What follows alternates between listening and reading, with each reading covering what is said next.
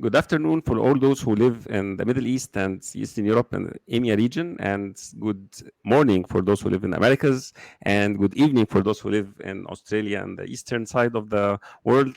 Wherever you are, you're welcome here in our show. And our live interview today is with Antoine Carriere, and we are talking about discover and develop.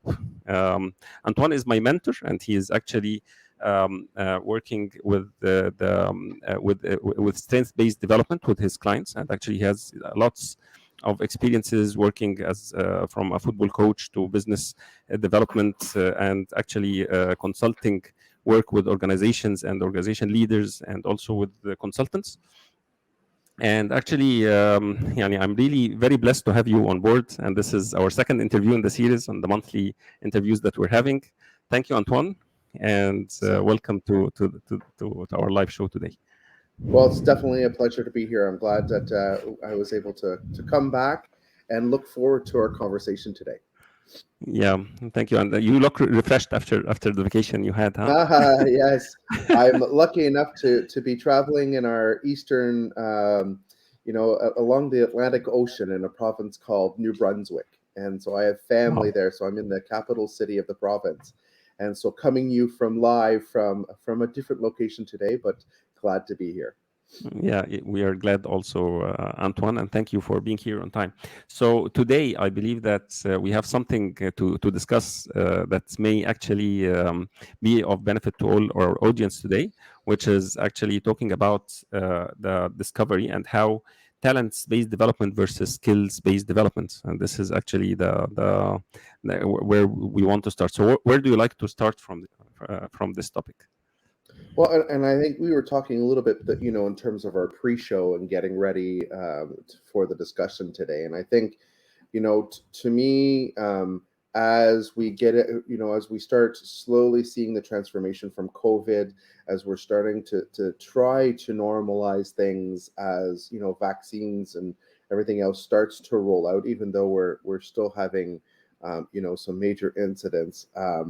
But where I think it's about how do we as business leaders reposition ourselves, and how do we move forward in terms of how do we recruit, how do we retain, how do we engage the teams that we already have.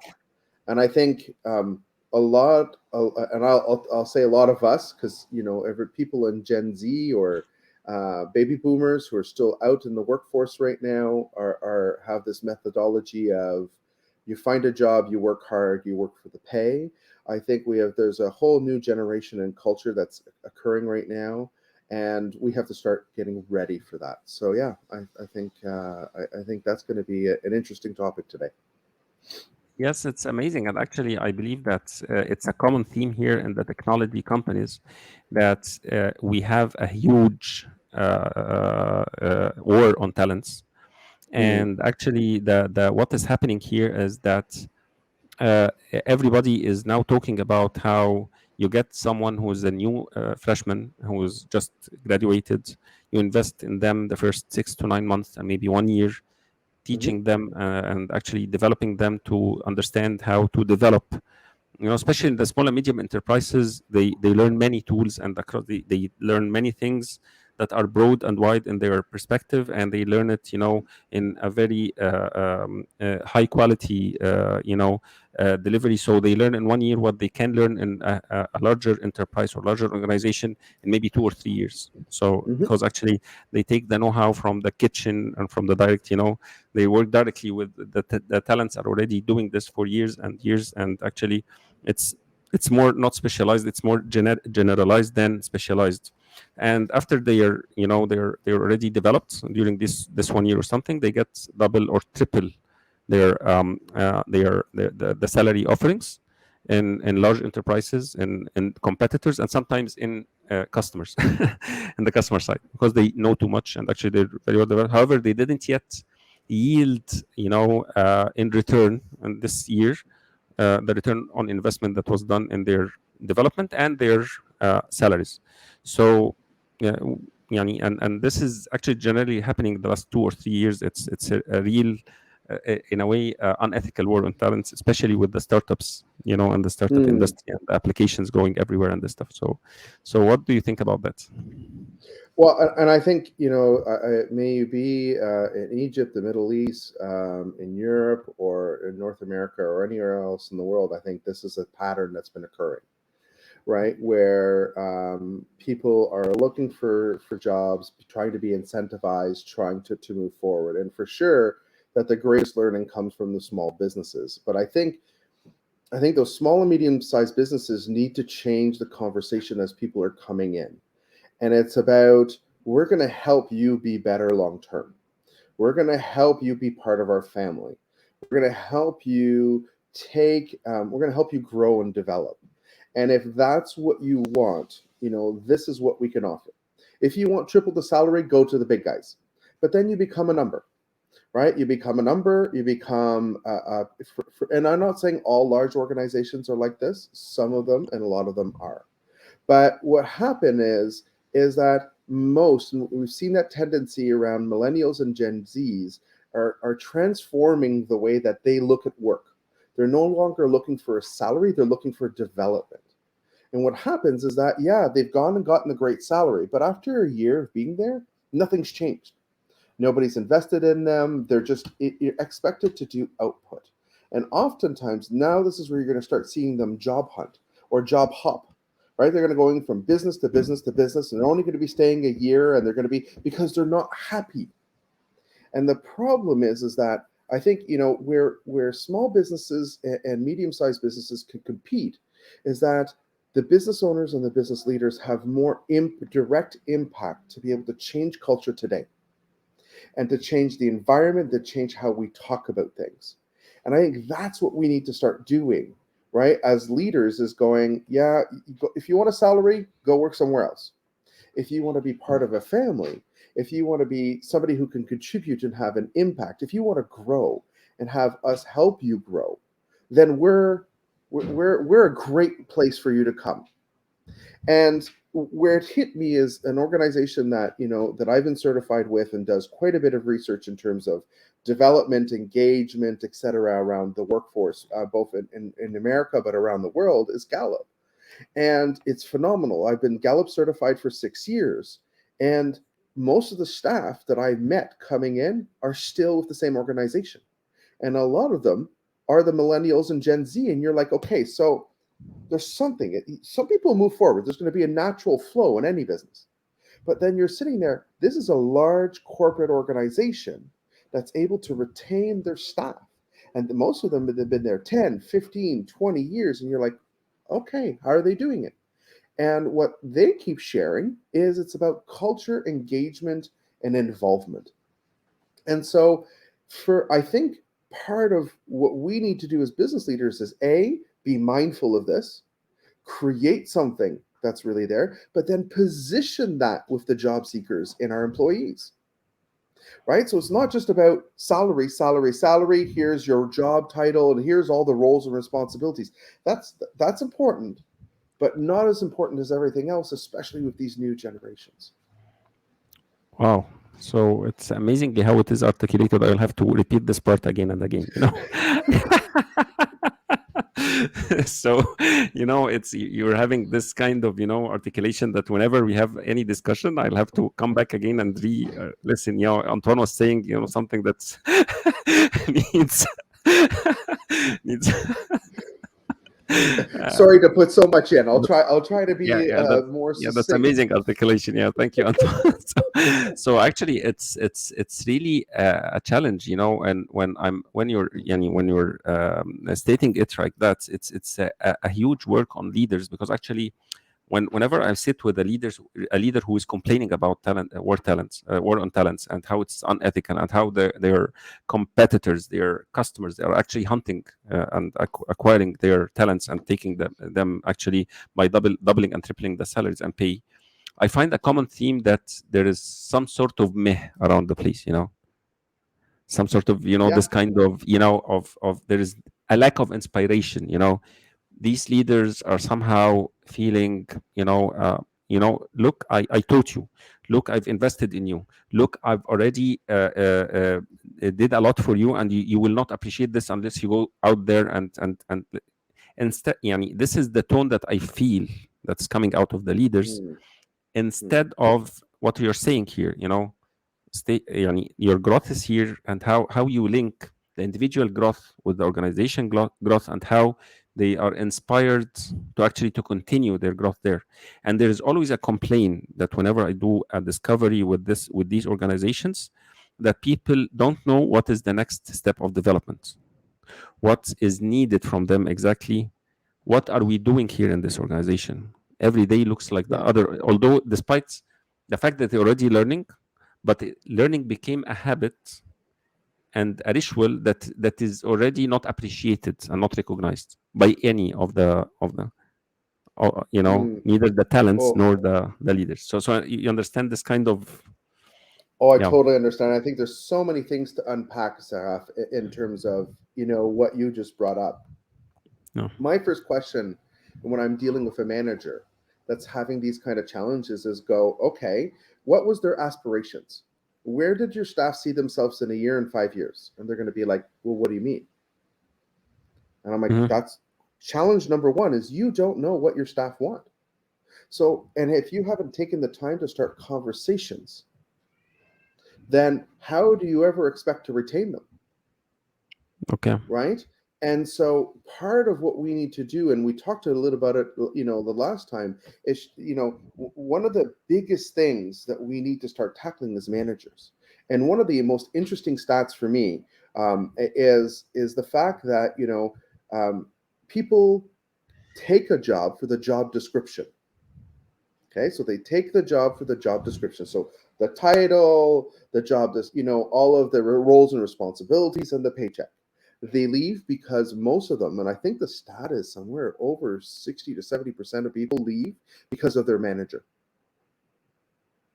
Because oftentimes those managers are great technicians, they don't want to manage people.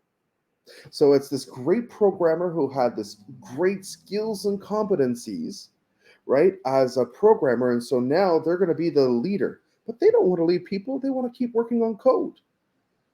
And so part of what we need to do, and we talked a little bit about it, right, is that whole philosophy of the football coach, right? And that football manager is going like I can bring in the highest paid soccer player, football player, and they're not going to perform, and we wonder why, right? And Right. so, but it's because they don't fit, they're not integrated, and they just don't gel with the methodology or the approach. And it's the same thing when it comes to work, right? And so I think the first part is managers need to start having conversations with their teams. We need to start transforming what we're doing from a performance review once a year, how are you doing, and checking off results, to having conversations in terms of where is it going. It's about development too. It's not just about, oh, what's your next pay raise? Oh, am I getting my incremental pay raise? Or where am I at? It's about, okay, well, where do you see yourself in a year or 5 years? You want to manage a team? Okay, what does that mean to you, managing a team? Why do you want to be somebody who leads people versus doing work? And anyway, Sahab, that's a whole other conversation. I think we can add this, right, Yeah. to our list of conversations to have.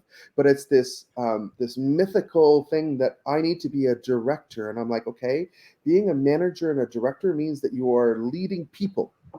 Most of your work and time is with people, not on the job. Is that what you're looking for? And most people go, no. Then why do you want to be a manager?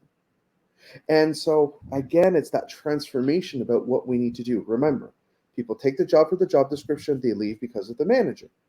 So, as Mhm. leaders, what am I doing to inspire? So, saying, well, I'm going to pay you more is not inspiring, at least to me. And from what I hear to most of, especially, so even more with Gen Z and millennials, this is even more critical. So I think, managers need to start transforming, that they're now leaders. They need to inspire, they need to connect, they need to be able to work with people so that they can create this kind of environment. And again, especially in a small team, how do you have those conversations? Right? And I will tell you, most people, most managers are not having those conversations. The Yeah. staff leave and they're like, well, I can't believe they left after I've invested them. And I'm like, did you? So you gave them tools to, and again, this is where the conversation we're having today is about talent based versus skills, right? You're giving them skills and competencies, but you're not helping them shine. And I think this is the second part of all of this. But I'll stop there just to see your additional insights around what I was talking about, managers and all that, their role. Well, I'm totally inspired by what you're saying and bringing here, and actually, the link here between what you're saying and what is happening, is actually the transformation happens in creating courageous discussions. And the theme that I'm seeing in most of the organizations I work with, especially in those who are, where technical people, developers, are there. I believe that there is no, there is always some sort of high consideration on the relationship with the management and respect to their feelings and emotions. And most of the employees are empathetic with their managers and leaders, and they feel that this, and when they talk out loudly on their aspirations and their what inspires them and what's their future things, it may take from the energy of their leaders. That's one thing. They feel that it may actually make them in a way distracted. They may feel sometimes sort of guilt, going to talk to their managers about it. They love them. They feel they're respectful. They respect us. They love us. However, we don't want to hurt their feelings, so we will walk out silently. And actually, today I saw one of these, actually one manager who actually in a technical organization, a technical manager in an organization, he was mentioning those people, high respectful employees. They don't complain. They just walk away. So they see, if they talk about their inspirations and it doesn't fit what they understand, their manager understands, and from their communication messages, in a way that they will actually it's a sort of a complaint, it is sort of irrelevant talk, it's sort of an energy draining thing. It will trigger them, and sometimes this happens really. You find intolerance from the managers and leaders to hear and open space for their talents to actually speak up and talk. Mm-hmm. So there is fear of candor, there is fear of opening up emotions, there is fear of talking about aspirations that don't fit. And I think that's where the conversation has to. And so there's so many things in what you're saying, right? I think that's why managers need to start having conversations, Yeah. and they need to. It's not just about leading work, which is where the focus, right? So most people are going to stay focused on deliverables, results, and timelines because they're all measurable and they're easy to track. When I talk to you about creating trust in my staff, how do I measure that, Antoine? Well, a lot of it is through attitudes, behaviors, but those are less easy to measure. So most people try to use their rational brain, right? That kind of neocortex to kind of think about, well, how do I measure what I'm doing? Well, it's going to be deliverables, timelines, right? And results. And the minute I start doing that, then we're on track. The problem is that we need people to deliver that. Yeah. And so those managers, to go to your point, aren't creating an environment of trust. If I go, well, listen, I don't think I'm part of the right team. I think I would actually be better in another team. I would contribute more in another team. Well, are they allowed to say that? They just finished saying, I'm going to be better for this organization somewhere else. Right? So this company is going to be better if I'm somewhere else.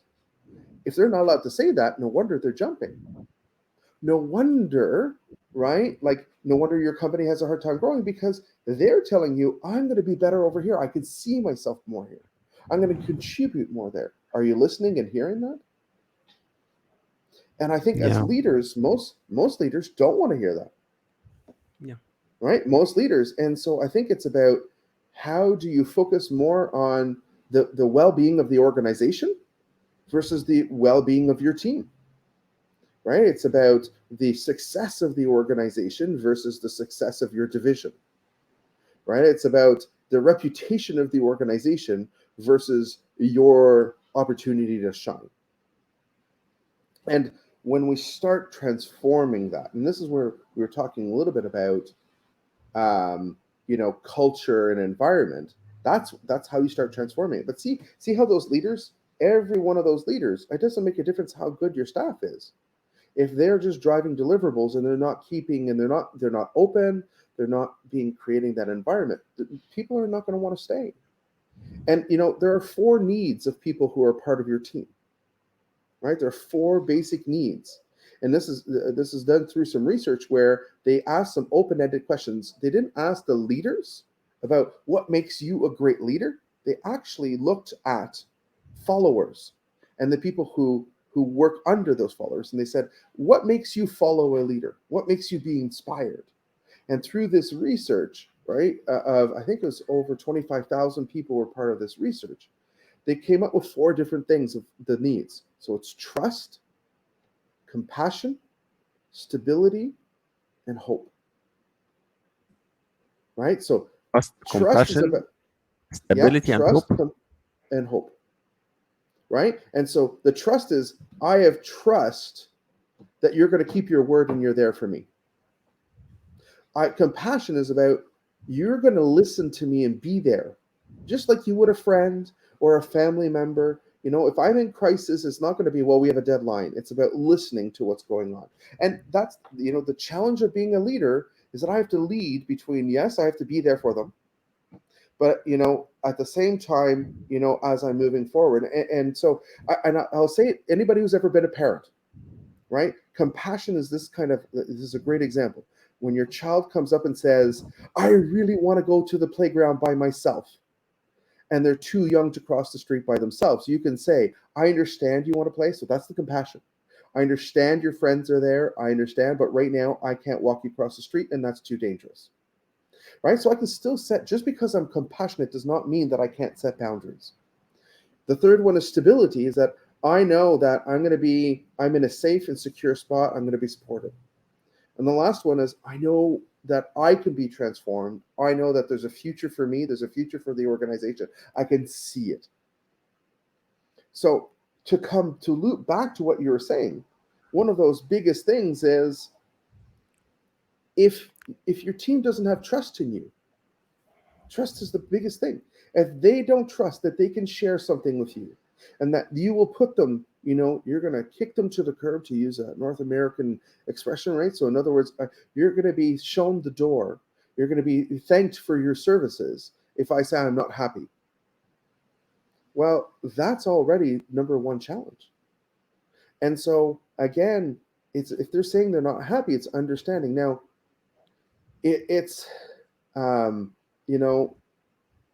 that's what you have to transform, is about, how am I showing up for my team? What is my contribution? Right? And there's a great book called Extreme Ownership. It's from an ex-Navy SEAL, I never remember his name, but I will share it after out in links. But he talks about, the first thing is, if my team's not performing, what have I done to cause this? As a leader, the first question you need to ask yourself is, how do I transform myself so that my team can be at their best? That's a great leader and manager. Most people will say, well, this person's doing, how do I transform them? And what I appreciate about what he brings to the table is, how do I transform myself?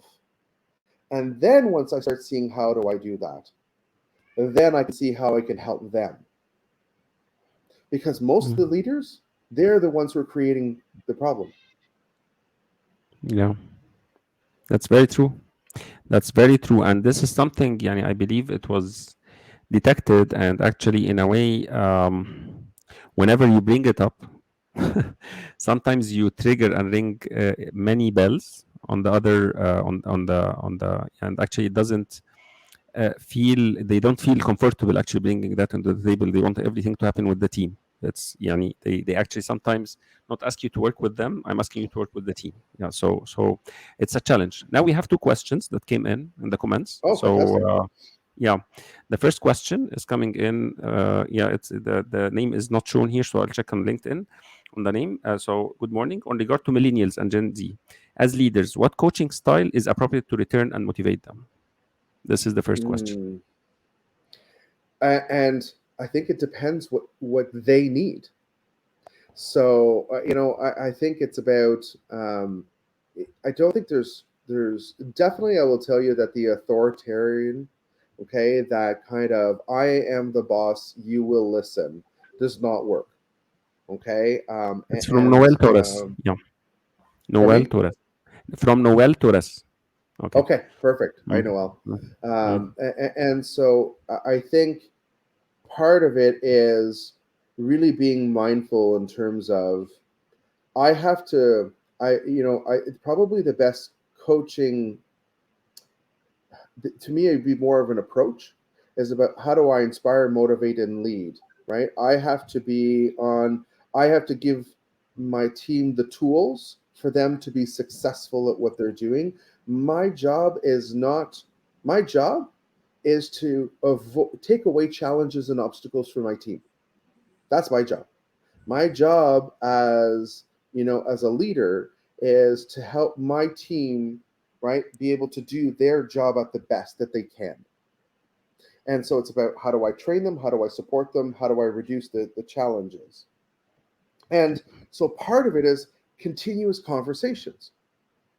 When I talk to a leader and I say, you have a team of 25, when's the last time you talked to this person on your team? And they're like, oh, 3 weeks ago. I'm like, what? Like, what have they been doing? Oh, I got too busy. I've had too many proposals to write. I've had too many reports to send out. And I'm like, yeah, but the reports are important. But if you're not connecting, you wonder, and all of a sudden that person leaves and they're like, well, they're the only person who had that capacity. I left them be. Well, again, it's not about micromanaging. It's about connecting and being there for your team. I don't know if you have anything to add on your answer. Well, it's really yani it adds up to the answers that were already given, and thank you for yeah, you articulating it. It's very articulate. Actually, it's very important to support them in what they do and actually develop them and open discussions to make them actually. So it was exactly an excellent answer on that, and maybe focus on an intentional culture. Its intentionality here attracts talents and rejects and you have to deal with it. Whatever culture you will choose, it will avoid you from some certain types of people who won't like the culture that you. Any culture will create some kind of polarity, and in a way, it may actually reject some talents that you may need. So you may do a balance in the culture that you are intentionally doing, and accept the talents who are coming in and learn from there. I guess Hmm. this is something that needs to be intentional in what you do as a leader. So, Yeah, mm, and can I add just quickly? I think yes, that's where hiring is yeah, not just about hiring for skill or competencies, yeah, it's about hiring for fit, wow, yeah, right? So it's finding the right people who believe what we believe, who are motivated by what we're motivated, who want to achieve what we want to achieve, not just the people who can execute the work. exactly, yes. Yeah. So now we have another question from Ahmed El Noumani. Ahmed El Noumani is one of the great leaders in the technology industry here in Egypt, actually. Leaders are focusing on growing themselves and get big bonus. The servant leaders are not available nowadays. They are extinct. So what do you say about that? Hmm. Um. Well, I think that's the biggest challenge that we're creating as a culture, and where I think that's one of the reasons that we're seeing millennials and Gen Zs jump from job to job to job to job, is because leaders are no longer downward focused and working with individuals. They're focused on themselves and it's about their success. And the thing is that when those leaders forget that when my team thrives, so do I. When my team is successful, if I have people who have been recognized in the organization, who win awards, who are the best performing, who are the most engaged, who are the most passionate about what we're doing, Well, when they do well, I do well as well. And the problem is that if I'm only focusing on me, a lot of what I need to drive is dependent on them, especially as a leader. And so to me, it's about, okay, I understand that that's where the culture has gone. And I think that's kind of especially so the large organizations need to start changing those conversations with their teams. Remember, we're talking about training managers and middle, level leaders. They need to be trained in terms of let's change that conversation. Let's change our mentality and mindset. Let's change the paradigm.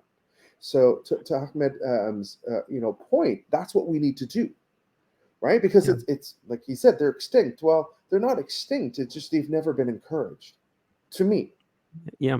I And believe that. Okay, go no, ahead. no, go ahead. Yeah. No, No. please.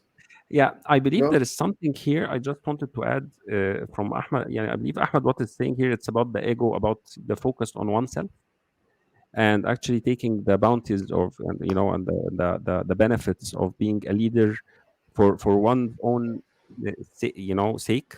And Hmm. what I believe in the new generations, they look for partnership. They, this Hmm. crowdsourcing things, this community kind of things, this social contributions.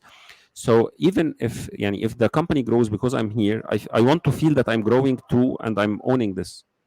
Hmm. So I want to feel like, rewarded for this and having a sort of partnership. I want to feel at home, instead of taking all this, because most of the leaders Ahmed is talking about that we see here in the market, they actually, there are very few companies who are really built on partnership models. Most of them are privately owned by one person Hmm. who actually knows all the financials and all the benefits or the commercial details, all the, and doesn't share or hoards, the success to himself financially, and just distributes, this 10% law abiding, bonus that they have to do with their employees. Nobody is promoted to being a partner or having this kind of, the Uh, growth. Yeah, financial growth, ownership, things like that are not really. That's, I believe that that's where Ahmed is tapping around. Yeah. um well, and so you're going to hear me disagree with you on this one. Okay, so I think the partnerships is there. I think the challenge is that the partnerships become important. The challenge is everybody wants to be a business leader today and wants to be a business owner, but not many people are willing to take the risks. So when COVID is hitting and you lose 50% of your revenues because COVID is hit, you still have your staff, so you don't want to retrain or rehire, then you're going to keep paying those staff. Well, who's funding, right? The who's the person who's the head of the business and who's on the back end funding that? It's the business leader. And so one of the things that to me is this misconception is, well, I'm a good employee, so I deserve to own it. Okay, so you're going to take some of the risks. And they're like, no, I just deserve it because I'm good. And I think that to me is a whole other conversation about entrepreneurship. Okay. But I think, to your point is about, the partnership, but to me, it's about partnership and growing. It's not necessarily in terms of ownership, but it's about impact, right? Ownership of the company, but it's about the impact that I have. It's about knowing that I have my place here. It's about knowing that I can contribute and grow, knowing that I can be better. I think that's what we need to be doing as leaders and it's not easy, right? It's we're taking a culture of going better jobs. We're competing in tech. I have to get the best developers, and I'm like, yeah, have you ever hired a great developer that just didn't perform, wasn't happy, and you were really disappointed? Probably all the managers are saying, yeah, they had the best CV and the best competencies and the best experience, and they were probably one of your worst hires. It's because they didn't fit. And so to me, that's where we need to start being more mindful. Is that easy? No.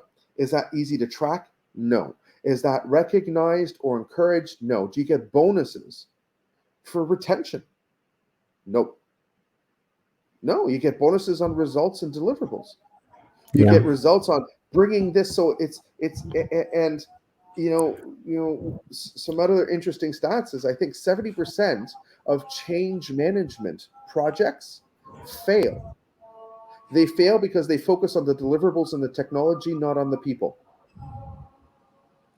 So you can bring in your best project leaders, your best PMPs, your best programmers, and they're going to do the best work. But if everybody using that technology doesn't want to use it and don't see it as being useful, it doesn't make a difference what you have.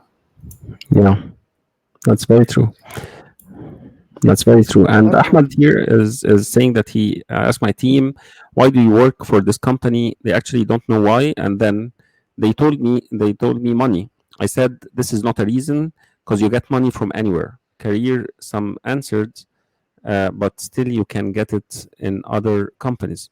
I believe that that this is something whenever you survey employees, the first thing they answer you is show me the money, show me more bonus. This kind of the culture that we have here. It's called, it's some sort of mercenary. In the Middle East we call here sabuba, or show me the money.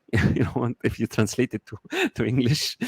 So in a way, it's really scaring lots of leaders, that whenever you survey or you ask, people are only considering the financial rewards, and this is really Mm, causing a lot of I'm not sure if it is a misconception. Is it a limiting belief? Is it a culture that needs to be transformed in a way? Is it about showing the different benefits, and how the different benefits adds in the pay and the ROI of staying in a place? The employee value proposition, how it is introduced, the EVP. There are lots of things here that I believe that I believe will take another shot to answer, to take, or maybe another a special episode for that, because actually we topped the 30 minutes and now in the 36 minutes, and actually I really love these continuous discussions with you. They never actually end, and how you share your wisdom. So we'll have to make them so an I just hour I the just next I time. just hear from you. Yeah. We'll have I, to make them for an hour the next time. yes, that would be better.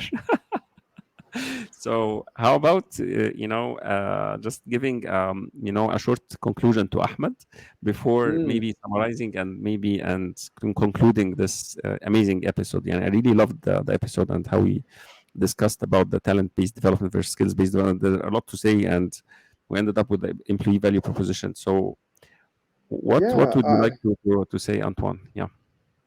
I think maybe to answer what he was saying is change the way you ask your questions, because they don't know. So ask them, do they know how they fit and contribute to the greater company? Do they know how they fit within the team, within your division, within the company? Right? Do they know what their career path looks like? Do they feel like they have a voice? Right? And so I think part of what you need to do is not just say, why are you with this company? Change it around and ask them, how are they engaged with the company? And I think, do they know the mission and the purpose of the company and believe that that's what they want to deliver as well as an impact? And I think having those type of questions, right? Instead of saying, why are you here? Right? And then maybe the question is, why do you stay with us? Mhm. What's keeping you here? Why do you want to work with us versus all of the other people who might be offering you better jobs or salaries? Right? Yeah. And how do I keep you so that you can tell your friends to come and work with us? Part Wow. of what we want to do, Being a promoter to right? the place. Yeah. Yeah.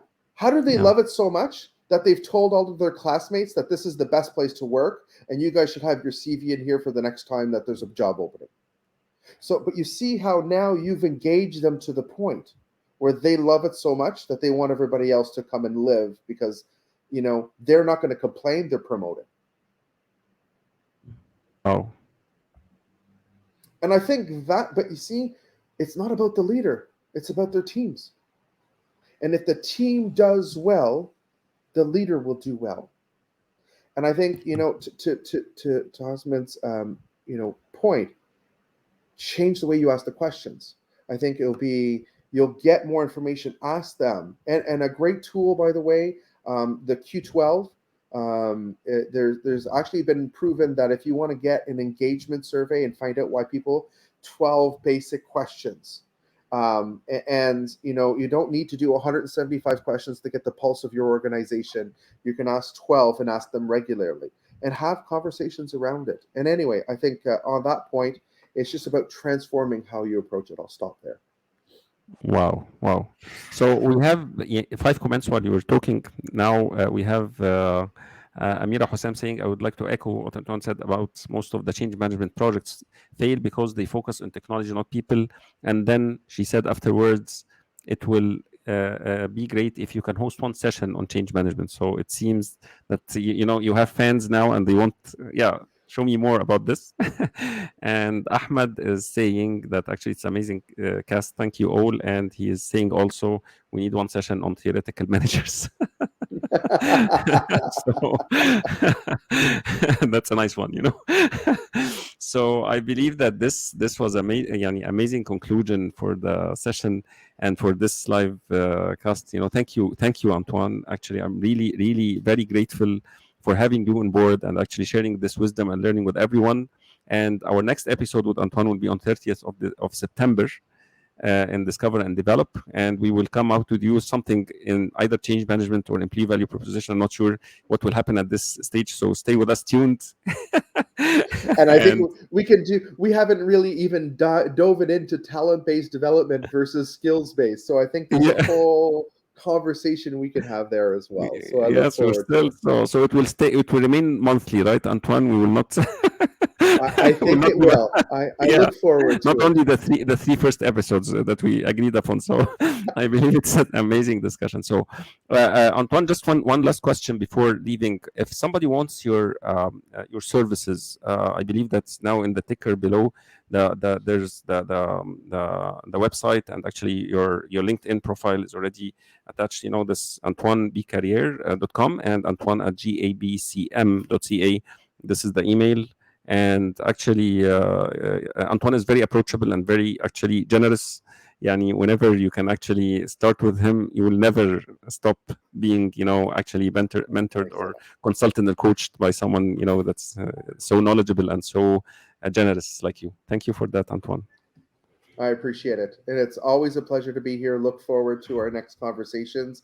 And I appreciate your insights because I always grow every time we have a conversation. Thank you. Thank you, Antoine. I appreciate it.